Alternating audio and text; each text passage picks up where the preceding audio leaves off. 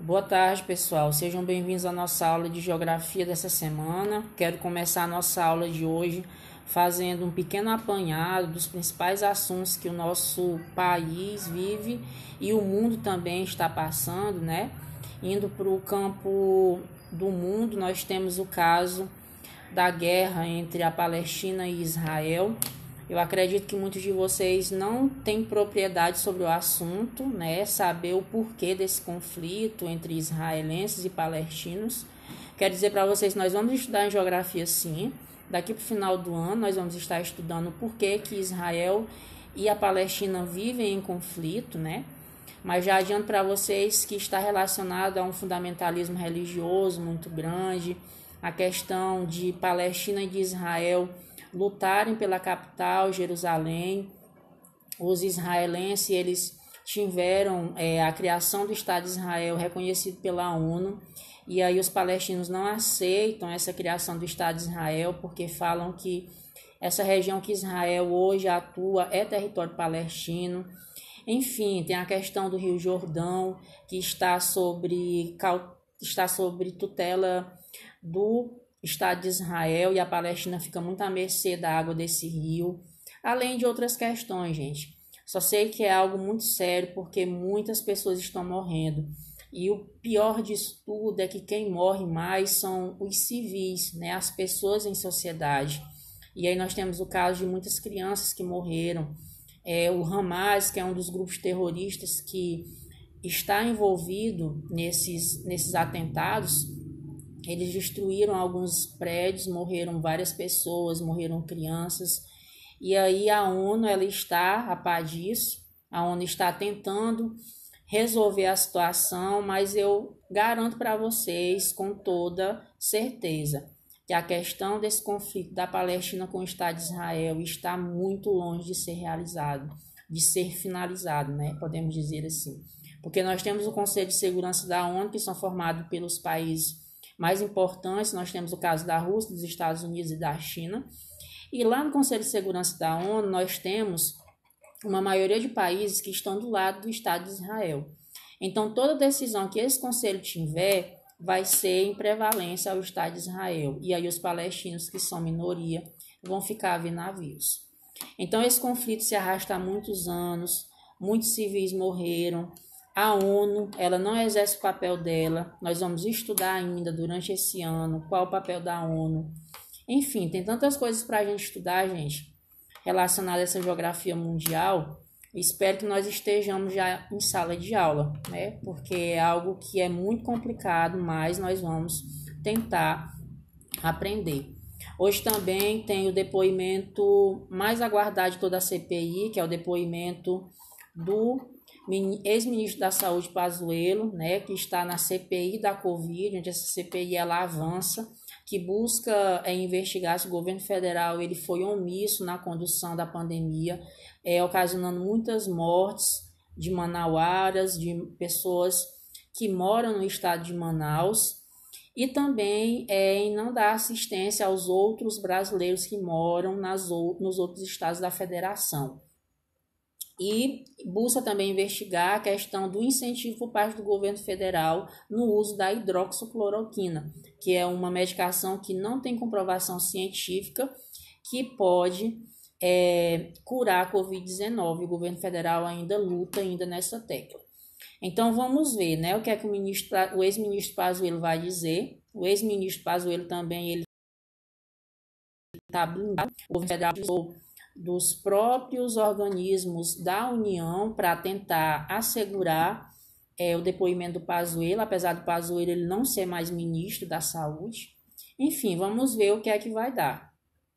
Também temos a questão da morte prematura do ex-prefeito, né, do estado de São Paulo, Bruno Covas, de 41 anos, uma das pessoas mais promissoras do PSDB a nível nacional, que morreu por uma batalha em um câncer, né, que tinha um câncer ele. Um exemplo de político, um exemplo de pessoa de perseverança no estado de São Paulo.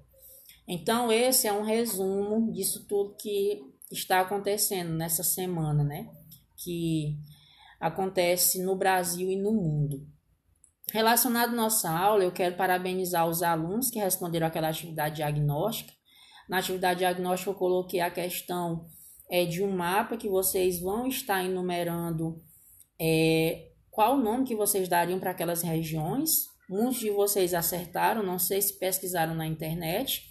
Esse não era o objetivo de vocês pesquisarem na internet, porque é uma atividade diagnóstica. Era para vocês fazerem de acordo com o que vocês sabem. Se não sabem, se sabem por metade, façam, entendeu?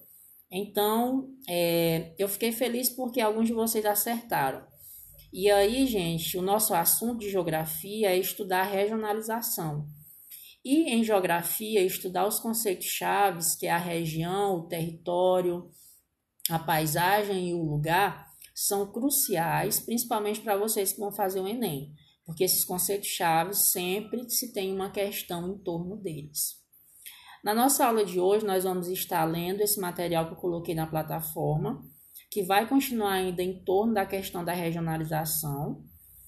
E eu queria, pessoal, iniciar a aula mesmo agora sobre esse assunto, falando para vocês a importância de se regionalizar nos estudos da geografia. Nós não temos como fazer um estudo aprofundado do espaço geográfico sem não utilizar a regionalização. E essa regionalização ela está sob diversos aspectos. O Brasil, desde 1969, 1970, com a criação do IBGE, o Instituto Brasileiro de Geografia e Estatística, nós adotamos uma única regionalização, que é a regionalização que vai colocar o Brasil em 5 regiões: região Norte, Nordeste, Sul, Sudeste e Centro-Oeste. Porém, além dessas regionalizações, nós temos outras regionalizações, que são baseadas em critérios físicos, como a regionalização do geógrafo Aziz Nazib Absabi. Também temos a regionalização de Pedro Pinchas, que são a regionalização geoeconômica. Temos a regionalização do geógrafo Milton Santos. Milton Santos vai falar do meio técnico científico informacional, né? Então, a regionalização ela é estudada na geografia sob diversas perspectivas, sobre o campo político. No campo político nós temos blocos econômicos, blocos regionais que vão estar formados através da relação entre países que mantêm relações comerciais. Nós temos regionalização no campo da climatologia, no campo da pedologia, no campo da geologia, da geomorfologia, enfim, nós temos N regionalizações. Por quê? Porque estudar o espaço geográfico sem fazer uma regionalização é praticamente impossível. Imagine nós estudarmos o Brasil, que é um país miscigenado, um país diverso, sem regionalizar, sem estudar as características da população do Norte, da população do Nordeste, do Sul, do Sudeste e do Centro-Oeste. Então, a regionalização ela é muito importante. E aí, no material de estudo para vocês também, eu coloquei as diversas formas que o espaço tem de se regionalizar. Mas é importante que vocês saibam que esse conceito de regionalização na geografia, ela foi introduzida através do geógrafo Paul Vidal de Lablache. De Lablache é um dos mais importantes geógrafos que trouxe a questão da regionalização. Foi ele que aplicou o método da regionalização. O método dele é a regionalização regional, né? A regionalização de determinada região.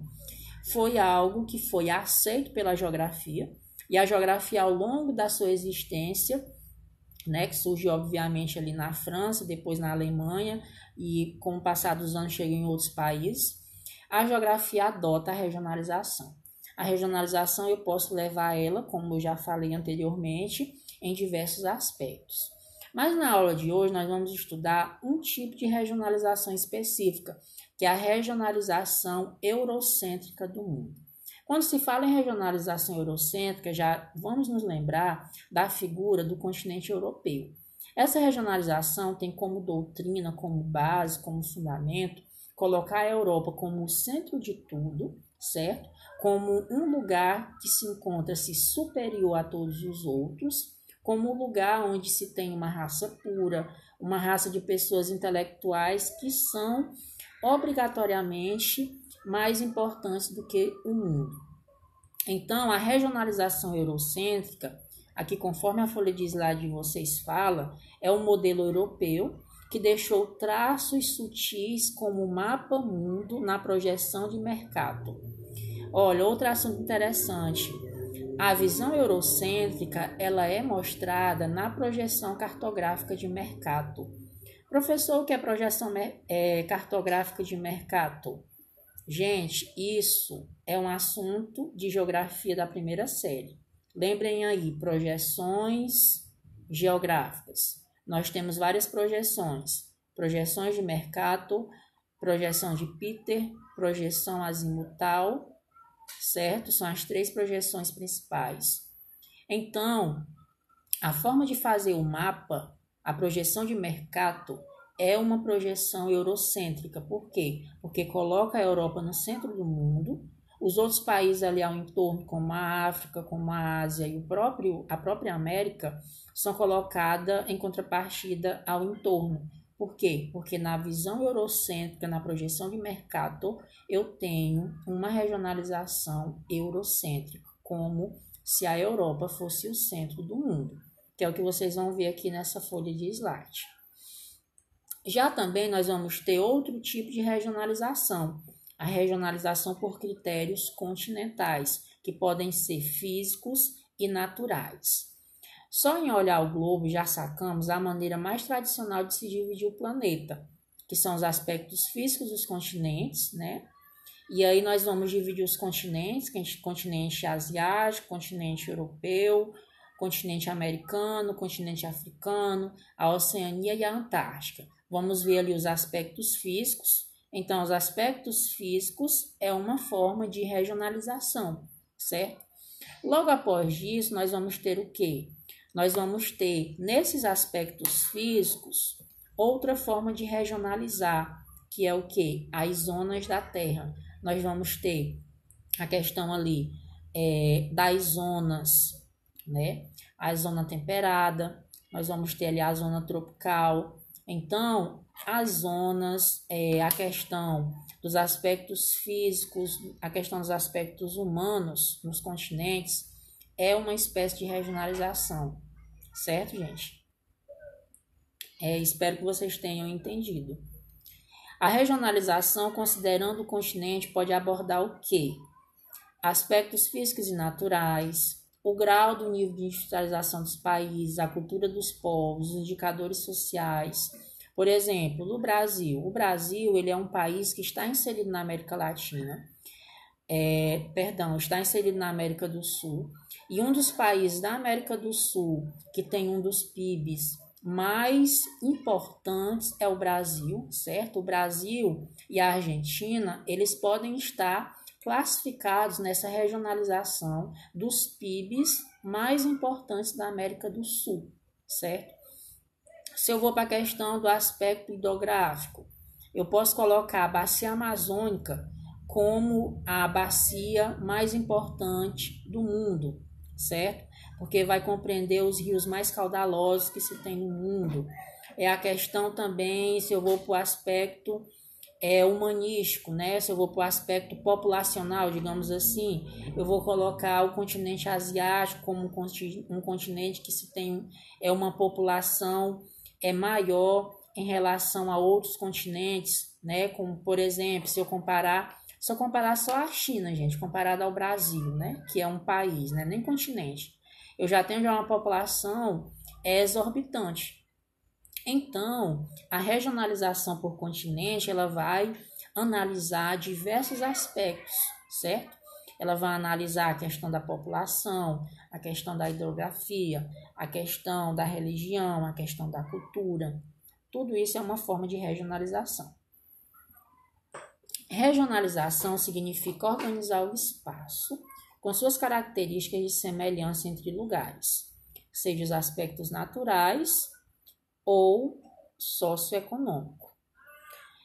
Por exemplo, se eu vou regionalizar de acordo com os aspectos naturais, eu posso pegar o exemplo das placas tectônicas.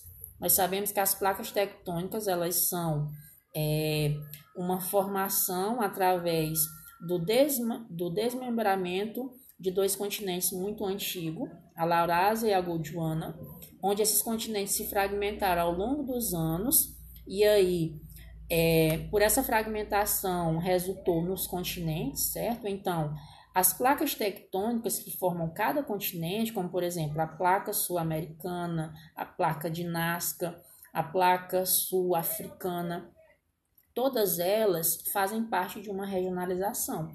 Eu posso pegar a placa sul-americana e estudar só ela. Eu posso pegar a placa de Nazca e estudar só ela, entendeu? Então, cada placa dessa é uma forma de regionalizar, é uma forma de se estudar as placas tectônicas, só que de uma maneira individualizada, estudando cada placa de maneira diferenciada. Continuando, eu posso estudar essa regionalização a partir da divisão histórica geográfica. De acordo com essa classificação, existem 4 blocos. A questão do Velho Mundo, que são aqueles países formados pela África, pela Ásia e pela Europa, né, que é a área de mais ocupação antiga, de onde se originaram os primeiros povos, né, a questão do Velho Mundo. A gente vê muito isso em história. A questão do Novo Mundo, que foi descoberta a partir das navegações de Colombo em 1492, que assim descobriu o Brasil, né, que descobriu a América. O Novíssimo Mundo. Olha que interessante, talvez a primeira vez que vocês estão sabendo dessa regionalização, mas existe ela. Essa regionalização do Novíssimo Mundo foi de James Cook, em 1770, que foi quando descobriram a Oceania, entendeu? E, por fim, nós vamos ter a Antártica também, que vai surgir nesse mesmo contexto do Novíssimo Mundo. Então, gente, essas são as 3 formas de regionalização contra os blocos. Quanto à questão das massas continentais, ao olharmos a superfície terrestre, podemos destacar 4 massas continentais, né? Por quê? Eu vou pegar a massa continental do Velho Mundo, a massa continental do Novo Mundo, a massa continental do Novíssimo Mundo e a massa continental da Antártida, certo? Então, se eu quero regionalizar o Brasil de acordo com a questão do surgimento histórico, eu posso dividir em Velho Mundo, Novíssimo Mundo e Antártida. Se eu já quero estudar numa perspectiva geográfica de massas continentais, eu vou estudar a massa continental do Velho Mundo, do Novo Mundo, Novíssimo Mundo e a Antártida, certo? Então, nossa aula de geografia termina aqui. Nossa aula é um assunto muito bom, muito prazeroso de se estudar, porque se trata da regionalização. Eu espero agora que vocês possam responder à atividade. Qualquer dúvida que tenham, me perguntem, participem das aulas, certo? E eu estou aqui para tirar as dúvidas de vocês. Uma boa tarde, pessoal.